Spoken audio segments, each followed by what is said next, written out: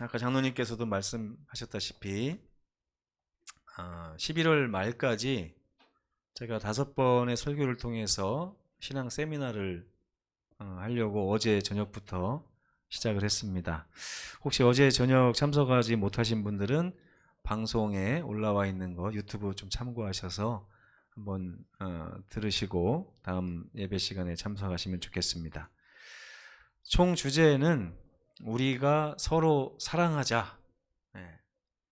이게 예수님의 새 계명이죠. 내가 너희를 사랑한 것처럼 너희도 서로 사랑하라. 그래서 사도 요한이 성도들에게 사랑하는 자들아 우리가 서로 사랑하자라고 이렇게 말을 했습니다.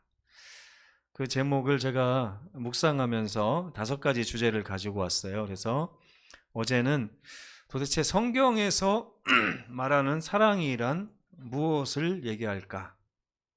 오늘은 사랑하는 자들이 된 비결, 또 다음에는 상한 마음과 굳은 마음, 그리고 나를 진정 사랑하시는 분, 마지막으로 내가 나를 사랑하느냐 하시는 주님의 음성까지 우리가 함께 들어보는 시간을 11월 5번의 시간을 통해서 말씀을 나눠보겠습니다. 오늘 두 번째 시간 주제는 요한일서 4장 7절로 8절입니다. 함께 읽겠습니다. 시작. 사랑하는 자들아 서로 사랑하자. 사랑은 하나님께 속한 것이니 사랑하는 자마다 하나님으로부터 나서 하나님을 알고 사랑하지 아니하는 자는 하나님을 알지 못하나니 이는 하나님은 사랑이심이라. 어제 우리가 배운 내용은요. 사랑의 정의가 뭐냐는 거예요. 성경에서 말하는 사랑의 정의. 예수께서 이렇게 말씀하셨습니다. 누구든지 친구를 위하여 자기 목숨을 버리면 이보다 더 큰 사랑은 없다. 이 얘기가 무슨 얘기냐면 사랑은 내가 누군가를 사랑한다고 말하려면 그 사람에게 내 생명까지 줄 수 있어야 이것이 성경에서 말하는 사랑이라는 거예요. 그리고 그 사랑을 이미 하나님께서 예수님을 통하여 우리에게 보여주시면서 내가 너희를 목숨을 주면서까지 사랑한 것처럼 너희도 서로 목숨을 주는 사랑을 하라 하는 것이 성경의 기별이라고 어제 말씀을 드렸습니다. 그런데 우리가 목숨을 버리면서 남을 사랑했을 때 문제가 좀 생기죠. 왜냐하면 예수께서 우리 삶에 있어서 최고 중요한 것이 목숨이라고 예수님도 말씀하셨거든요. 근데 이 중요한 목숨을 다른 사람에게 줘버리면 나는 뭐가 되냐 이거죠. 근데 예수님께서 이렇게 말씀하셨어요. 어떻게 이 사랑이 가능하냐? 생명이신 예수님을 믿고 예수님의 말씀에 순종하여 사랑하는 자들에게는 죽어도 다시 내가 너희를 살리겠다고 하는 약속이 있기 때문에 우리는 주님을 믿는 믿음 안에서만 이 참사랑을 행할 수 있다는 것입니다. 주님을 믿는 믿음이 없으면 우리는 참사랑을 할 수가 없게 되는 거예요. 어렸을 때 저희는 삼형제거든요. 삼형제인데 가끔 이제 형이 맛있는 음식을 이제 가져와요. 누가 줬는지 몰라도. 근데 우리 동생하고 저가 막 먹고 싶어가지고 그거 나에게 좀 달라 이렇게 얘기하면 형이 잘 안 줍니다. 안 주면 어머니가 뭐라고 하냐면 동생들 좀 나눠줘라. 싫어 이거 내 거야. 그러면 뭐라고 그래요 엄마가 보통? 먹고 싶으면 엄마가 또 사줄게 이렇게 얘기를 하는 거예요. 나에게 이거 하나밖에 없으면 나눠주기가 힘듭니다. 그렇죠? 근데 그 형이 어머니의 그 말을 딱 듣고 나서 우리에게 나눠줄 수 있는 거예요. 마찬가지로 생명도 마찬가지라는 거예요. 우리에게 가장 귀중한 생명이지만 내 생명을 예수께서 뭐라고 하셨어요? 내가 너희를 위하여 목숨을 버리는 것은 내가 이 목숨을 버리는 행동을 통하여 하나님께서 다시 나에게 생명을 주실 줄을 내가 알기 때문이다 라고 말씀을 하신 것이죠. 이게 세상의 가치관으로 말이 됩니까? 안 됩니까? 실제로 이런 사랑을 여러분 해보실 마음이 있어요? 없어요? 목숨을 내어놓는 사랑. 제가 저희 아이들을 낳고 나서 보니까 평생 한 번도 그런 생각을 해본 적이 없는데 그런 생각이 들더라고요. 이 녀석들이 나중에 어려운 일을 당해서 생명의 위협이 생길 때 나는 이 아이들을 위해서 내 생명을 줄 수 있을까? 만약에 우리 아이들이 간이 약해지거나 심장이 약해지거나 콩팥이 약해져서 정말 생명이 오락가락할 때 나는 이 아이들에게 내 심장이나 간이나 콩팥이나 이런 걸 떼어줄 수 있을까? 라는 생각을 해보게 됐어요. 근데요, 그렇게 오랜 시간 생각하지 않고서도 답이 금방 나오더라고요. 아이들을 살릴 수만 있다면 못할 것이 무엇이 있겠나. 가만히 보니까 성경에 예수께서 하신 말씀이 맞는 것 같아요. 너희가 비록 악할지라도 자식에게 좋은 것으로 줄 알지 않느냐. 이 사랑은 누구도 할 수 있는 사랑이라고요. 악한 사람들도 죄인들도 이 정도 사랑은 다 할 수 있다고요. 요즘에 세상에 보면 아버지를 위하여 자기 간을 떼어주는 아들들 많이 나옵니다. 또 자식을 위하여 자기의 콩팥을 떼어주는 부모들도 많이 있어요. 근데 예수께서는 이런 사랑은 누구나 할 수 있는 사랑이라고 말씀을 하셨습니다. 근데 정말로 우리가 생명을 주면서 할 수 있는 이 사랑은 왜 우리 삶에서 잘 나타나지가 않을까? 실제로 왜 우리가 누구를 사랑하려고 하면 저도 제 자식에게는 그렇게 할 수 있을 것 같아요. 근데 제 가족이 아닌 다른 누군가에게 이 일을 하기 위해서는 아주 많은 고민이 필요할 것 같다는 생각이 드는데 사도 요한이 성경에 뭐라고 얘기하냐면 사랑하는 자들아 우리가 서로 사랑을 하되 예수께서 우리에게 생명을 주신 것처럼 우리가 형제들에게 생명을 주는 사랑을 해야 된다라고 말씀을 하니까 신앙 자체가 부담이 되는 거예요. 과연 이런 사랑을 내가 할 수 있을까? 제가 이번에 이 세미나를 하는 이유는 우리가 이런 사랑을 할 수 있는 성도가 돼야 된다고 말씀을 드리고 싶기 때문에 이 시간을 마련한 것입니다. 이 불가능한 사랑 우리가 서로 형제를 향해서 할 수 있는 그런 날이 빨리 왔으면 좋겠습니다. 근데 여러분 제가 왜 저희 가족에게는 이것이 되는데 다른 이웃에게는 잘 안 될까요? 여러분 이웃에게 간을 떼어주거나 이렇게 해볼 마음이 있으세요? 만약에 제가 콩팥이 없다고 약하다고 그러면 우리 떼주시겠습니까? 누가 좀 떼주실래요? 저에게? 아마 누군가가 이렇게 제 콩팥을 필요로 한다고 그러면 하필 또 재수가 없게 저랑 유전자가 좀 맞아가지고 제게 필요하다고 그러면 저는 고민을 좀 할 것 같아요. 유은미 집사님 오늘 기도를 잘 해주셨는데 갑자기 집사님이 콩팥이 필요한데 해필 검사해 보니까 우리 교인들이 우리 다 검사해 봅시다. 다 검사했더니 해필 재수가 없게 제게 맞아요. 제가 재수없게 표현해서 죄송합니다. 근데 저는 이런 생각을 할 것 같아요. 이거 아꼈다가 우리 가족들을 줘야 되는데 아꼈다가 그죠? 보면 이 어느 부분에 있어서 제가 사랑이 없는 건 아닌데 이런 사랑이 가능한데 어떤 사람한테는 안 되고 어떤 사람한테는 되는 거예요. 그 이유가 뭘까 봤더니 관계의 차이더라고요. 관계. 그쵸? 관계가 어떤 관계 속에서는 이게 되는데 어떤 관계 속에서는 이게 안 되는 거예요. 그래서 제가 관계를 좀 연구를 해봤습니다. 관계가 뭘까? 내가 살아가면서 관계 맺는 게 어떤 관계가 있나 생각해봤더니 가장 먼저 맺는 관계가 뭐냐면 부모님과 내가 맺는 관계예요. 태어나면서부터 내가 태어났다는 얘기는 내가 부모님이 있다는 얘기잖아요. 부모님과 나와의 관계. 그 다음에 자녀와의 관계. 그 다음에 남편 혹은 아내와의 관계. 근데 남편이나 아내와의 관계와 부모 자식 간의 관계에는 차이점이 있죠. 어떤 차이가 있습니까?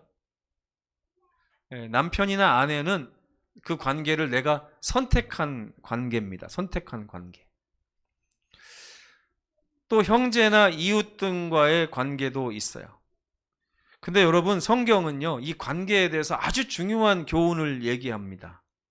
제가 지금 한 말 중에 약간 틀린 말이 있었어요. 눈치채셨는지 모르겠지만, 우리 김희영 집사님이 양종모 장로님을 선택하셔서 남편이 됐습니다. 맞습니까? 맞죠? 우리는 적어도 부모님은 내가 선택할 수 없고 자식은 내가 선택할 수 없지만 아내나 남편은 내가 선택했다고 생각을 해요. 근데 성경은 그렇게 얘기하지 않습니다. 마가복음 10장 9절에 보면 하나님이 짝지어 주신 것을 사람이 나누지 못할지니라. 그러면 남편이나 아내도 내가 선택해서 만났다는 거예요? 아니면 하나님이 그런 관계를 만들어 주셨다는 거예요? 만들어 주셨다는 거예요. 그리고 이것을 그리스도인이 마음으로 인정했을 때 진정한 행복을 누릴 수 있다고 성경은 이야기를 하고 있습니다. 그래서 관계를 한번 확대해 보면요. 그럼 여러분과 제가 만나서 관계를 맺은 것은 여러분과 저의 의지일까요? 아니면 성경적으로 말하면 하나님이 짝지어 주신 걸까요?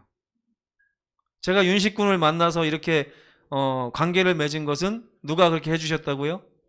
하나님이 해주셨다고요. 이게 성경적인 정의입니다. 성경적으로. 내 주변에 있는 형제들, 내 주변에 사는 이웃들, 성경은 다 뭐라고 얘기하냐면 하나님이 짝지어 주셔서 우리가 관계를 맺었다. 그래서 이 관계는 선물과도 같은 것이다. 하나님이 주신 선물과도 같은 것. 여러분 옆에 사람 한번 쳐다보세요. 쳐다보시면서 아, 이게 하나님의 선물이었구나 한번 깨달아 보시면 좋겠습니다. 한번 쳐다보세요. 네. 아, 이분이 하나님이 주신 선물이었구나. 성경에 관계가 하나님의 선물이라는 것에 대한 증언들이 많이 나옵니다. 한번 읽어보겠습니다. 창세기 3장 시작. 2장 시작. 이는 내 뼈 중에 뼈요 내 살 중에 살이라. 그 다음 시작. 하나님이 주셔서 나와 함께 있게 하신 여자. 이게 누구예요? 하와죠. 아담에게 있어서 아내인 하와를 어떻게 평가했냐면 하나님이 주셔서 나와 함께 있게 하신 여자라고 이렇게 표현을 했어요. 자, 여기 지금 다 부부가 계신 건 아니지만 부부인 분들은 한번 따라서 해보시기 바랍니다. 자기 남편과 아내를 보면서 한번 따라서 해보세요. 자, 김남일 장로님, 김희진 집사님 바라보시고 한번 해보겠습니다. 하나님이 주셔서, 따라서 하세요. 시작. 하나님이 주셔서, 김희진 집사님 고개를 돌리세요. 이쪽으로. 하나님이 주셔서 나와 함께 있게 하신 사람. 아멘. 네. 자, 그 다음에 자식은 어떤가? 창세기 4장을 읽어보겠습니다. 시작. 하와가 가인을 낳고 이르되 내가 여호와로 말미암아 아들을 낳아서 관계를 시작하게 됐다. 이런 고백이 있는 것입니다. 자, 그럼 아내는 어떤가요? 창세기 24장 읽어보겠습니다. 시작.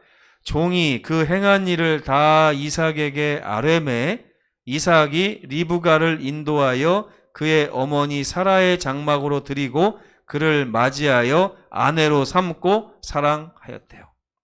사랑해서 결혼했다는 얘기예요?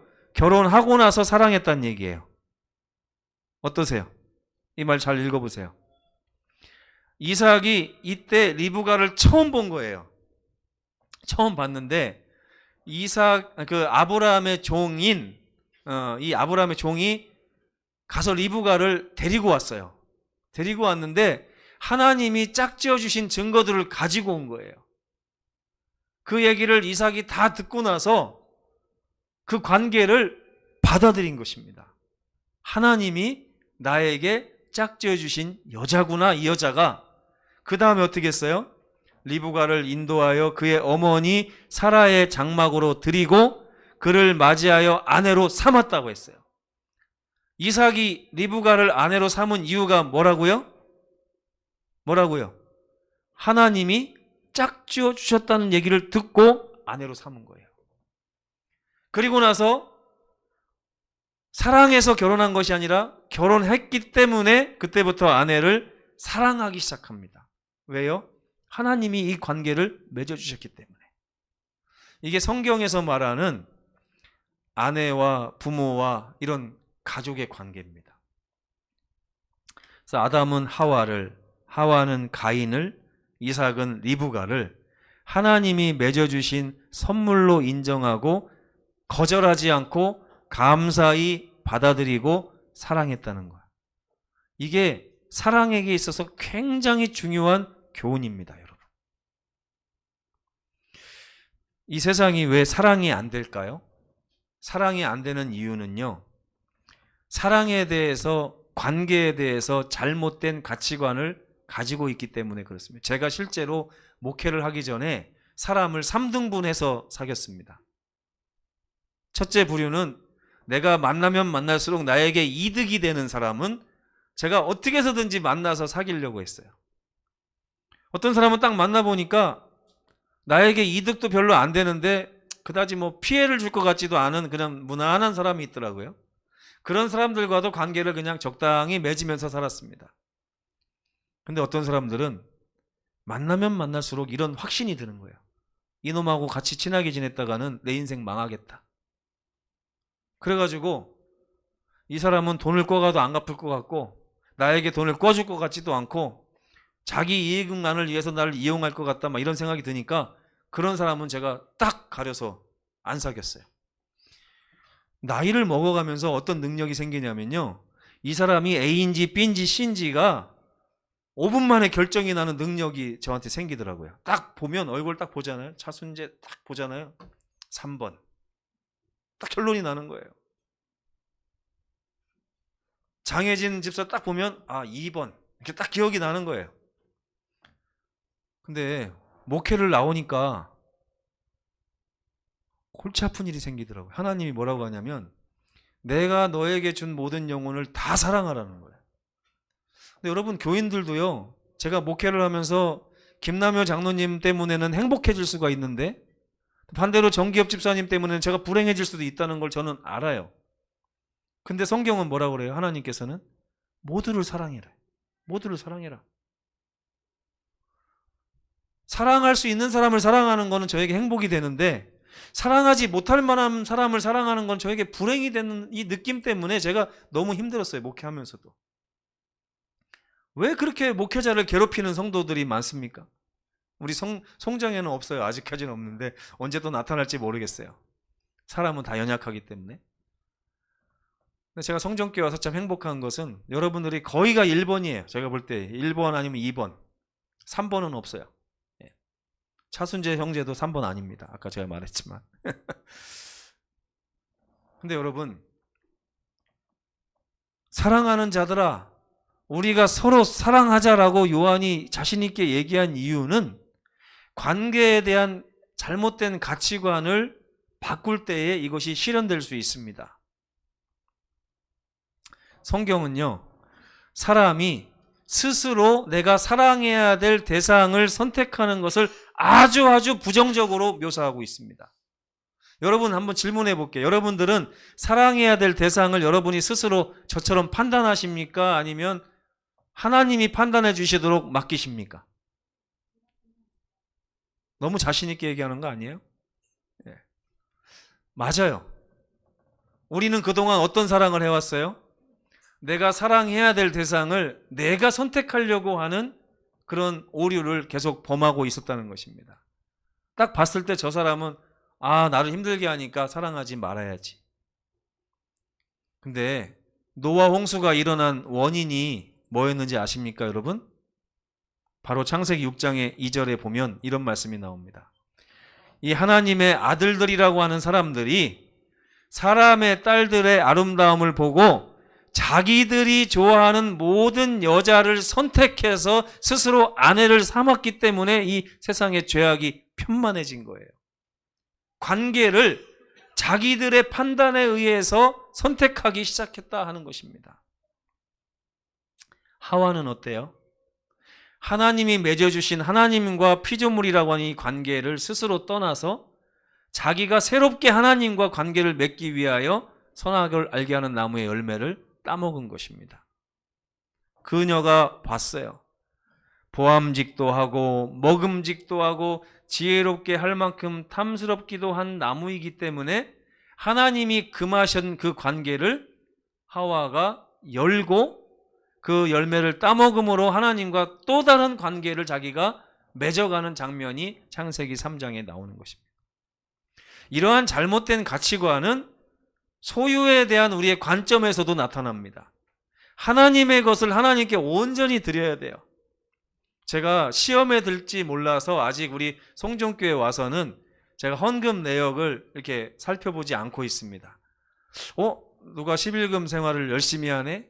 누가 헌금 생활을 잘 안 하네? 이런 생각을 하기 싫어서 적어도 1년 동안은 내가 아무것도 보지 말아야겠다 생각을 하고 안 보고 있어요. 근데 올 연말에 되면 제가 볼 겁니다. 보고 나서 여러분들을 도와드리기 위해서 제가 기도할 겁니다. 여러분들 스스로가 하나님의 것을 성실히 구별할 수 있도록 제가 도움을 주기 위한 역할을 해야 되기 때문에 기도하는 마음으로 보고 또 연말에 청지기 설교를 통해서 말씀을 드릴 겁니다. 근데 자기 소유에 대한 관점도 어긋나 있어요. 자기가 자기 소유를 정하려고 하는 것입니다. 하나님이 주신 걸 가지고 살려고 하는 것이 아니라 자기가 자기 소유를 정해가지고 이만큼이 내 거야, 이만큼이 내 거야 자꾸 정하다 보니까 욕심이 생기는 거예요. 말라기 3장 8절에는 이런 분들에게 이렇게 말합니다. 사람이 어찌 하나님의 것을 도둑질하겠느냐. 저는요 11금 떼먹는 게 도둑질하는 건 줄 알았어요. 헌금 안 내는 게 도둑질하는 건 줄 알았어요. 그게 아니에요. 자기가 자기 소유를 스스로 정하는 것을 성경은 도둑질이라고 하는 것입니다. 이건 하나님 거, 이건 내 거 이렇게 막 정하는 거예요. 자기가. 하나님의 성경에 나오는 기별은 뭡니까? 하나님 뭐라고 그래요? 금도 내 것이 온도 내 것이다. 나에게 있는 모든 것이 다 하나님 것이라는 것을 인정하는 사람이 열의 하나를 구별하는 거잖아요. 소유에 대한 관점도 자기가 자기 소유를 정할 때에 어긋난다는 사실을 성경은 분명히 보여주고 있는 것입니다. 여러분, 우리가 사랑하는 자들아 서로 사랑하자라고 한 요한의 음성에 부합된 그런 성도가 되려면요, 분명히 알아야 될 게 있어요. 먼저 우리가 사랑하는 자들이어야 된다는 거예요. 우리가 서로 사랑하기 위해서는 사랑하는 자들이 되는 것이 먼저예요. 맞습니까, 여러분? 사랑하지 않는 관계 속에서 서로 사랑하라고 아무리 얘기해도 안 됩니다. 그래서 사도 요한은 뭐라고 얘기하냐면 사랑하는 자들아 우리가 서로 사랑하자. 사랑하는 자들이 먼저 되어야 되는데 이 사랑하는 자들이 되려면 관계를 선물로 받아들일 줄 알아야 됩니다. 자, 한번 보세요. 우리의 모든 관계에는 하나님이 맺어주신 선물입니다. 아멘입니까? 하나님께서 그 선물을 우리에게 주신 이유는 사랑하라고 하시기 위해서입니다. 아멘입니까? 성경은 죄인들도 사랑할 줄 안다고 분명히 말했죠. 죄인들이 왜 사랑하는지 아십니까? 자식이기 때문에 사랑하는 거예요. 이 죄인인 아버지가 그 자식을 위하여 좋은 것을 자꾸 내어주는 이유가 뭐예요? 그 죄인이면서 그 자식이 내 자식이라는 사실을 알기 때문에 그런 거예요. 내가 목숨까지 내어줘야 되는 관계라는 사실을 인식하고 있기 때문에 자기 자식에게 생명을 주는 거예요. 우리가 사랑할 줄 모른다면 그 이유는 이 사람이 나의 사랑의 대상이라는 사실을 인정하지 않기 때문에 그런 것입니다. 성경은 뭐라고 그래요?